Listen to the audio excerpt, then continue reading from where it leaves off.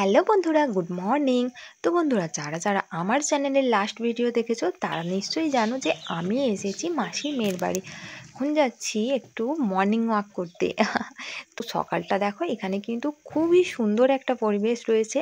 তো দেখার জন্য বেরিয়ে পড়লাম সকাল সকাল। তো চারিদিকে কিন্তু প্রচুর কুয়াশা রয়েছে, আর কুয়াশার মধ্যে দিয়ে মানে খুবই সুন্দর লাগছে। তো আমার তো খুবই ভালো লাগছে জায়গাগুলো। তো দেখো, এখানে কিন্তু একটা খাল রয়েছে, আর এই যে দেখো খালের চারিদিকটা তো পুরো কুয়াশাতে ভরা রয়েছে। আর এই দেখো পাশে একটা নৌকো রয়েছে। আর এই দেখো, এখান থেকে কিন্তু আমাদের হলদিয়া দেখা যায়। তো এখন এত কুয়াশা রয়েছে যে কিছুই আর দেখতে পাচ্ছি না, শুধু সাদা আর সাদা। তবে আজকে কিন্তু বেশ ভালোই ঠান্ডা পড়েছে, আর এখানে কিন্তু খুবই ঠান্ডা। বন্ধুরা, তোমাদেরকে কিন্তু আমি এই জায়গাটা আগেও দেখিয়েছি। তো গত বছর কিন্তু আমি ঠিক এমন সময়ই মাসির বাড়ি এসেছিলাম, আর এই জায়গাগুলো কিন্তু আমি আগেও তোমাদেরকে দেখিয়েছি। তো দিদির বাড়ি থেকে কিন্তু মাসির বাড়ি যেতে 10-15 মিনিট টাইম লাগে। তো এখন হাঁটতে হাঁটতে কিন্তু ওখানেই চলে এসেছি মাসির বাড়ির কাছে।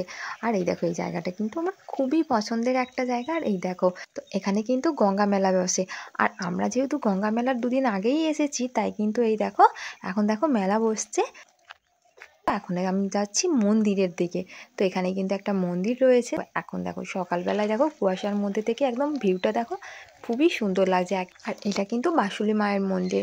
আর এখানে কিন্তু প্রত্যেক বছরই কিন্তু গঙ্গা মেলা হয়। আর এই দেখো, এখানে দেখো কত দোকান বসেছে। তবে এখন সকালবেলায় দোকানগুলো কিন্তু সবই বন্ধ রয়েছে। আর গত বছরও ঠিক এমন সময় আমি এসেছিলাম, আর তোমাদের সাথে কিন্তু ব্লগটা শেয়ার করেছিলাম।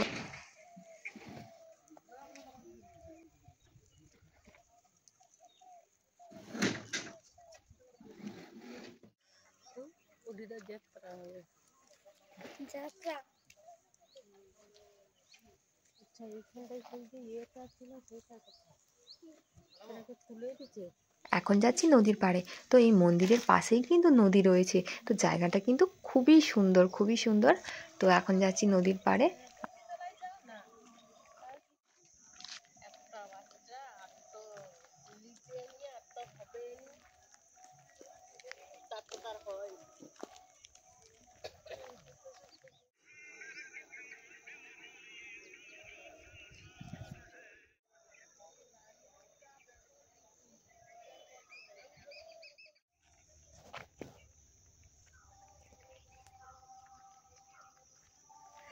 আর এখন কিন্তু নদীর পাড় থেকে ঘুরে এরপর যাব মাসির বাড়ি।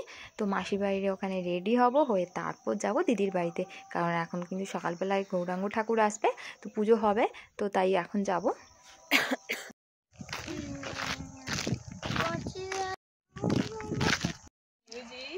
কি রে তোরা সকাল সকাল তার পিছনে লাগছিস কেন?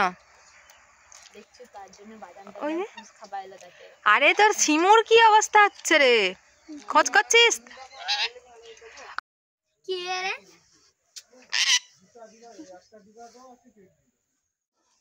এই ভিডিও থেকে কোটি টাকা পাবে।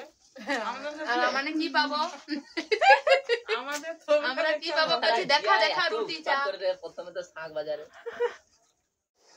ছানা হচ্ছে। এটা কি ছানা হবে? এখন ঠাকুরের ভোগের জন্য ছানা বানানো হচ্ছে।